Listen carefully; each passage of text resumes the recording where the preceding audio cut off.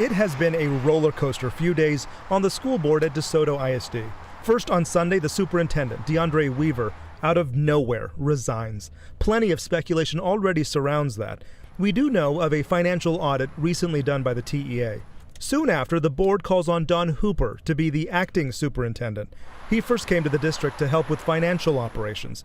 But since the announcement, sources pointed WFAA to Hooper's personal social media page, a page that was taken down Tuesday.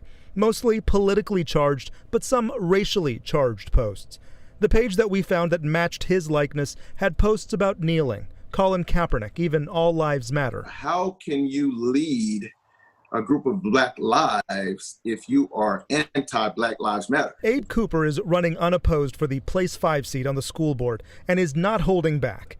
He wants Hooper gone, says he has no place in a district where most of the students are minorities. The district late Tuesday sent us this statement.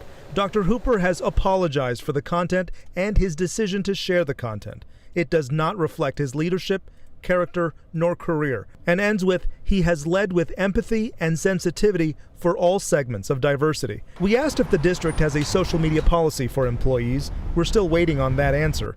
And likely after this week, parents may need more answers. In DeSoto, I'm Jobin Paniker.